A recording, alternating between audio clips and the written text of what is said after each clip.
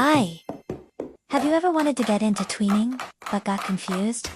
Or couldn't find a tutorial for what you needed? If yes, then I have a quick and beginner-friendly tutorial for you. First, importing and setting up your project. Import all your parts, like shown on the example.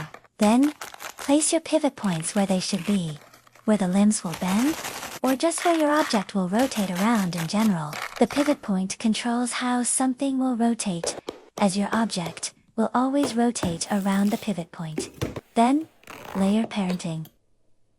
It's found on the top right corner. A child layer will always follow the parent layer. You can also parent other parent layers. It will still work if you do, which I recommend. Make sure all your parts are parented to at least one other part, like the torso. If you don't want everything to follow the torso, add a null layer and parent everything to that instead. Now, you should have a working body sheet. Second, graphs and movement. To make it move, you'll need to use keyframes, down near the timeline on the right. I'll only be getting into the first two types of movement, up and down, and side to side. For the up and down effect, go to whatever layer you want to move.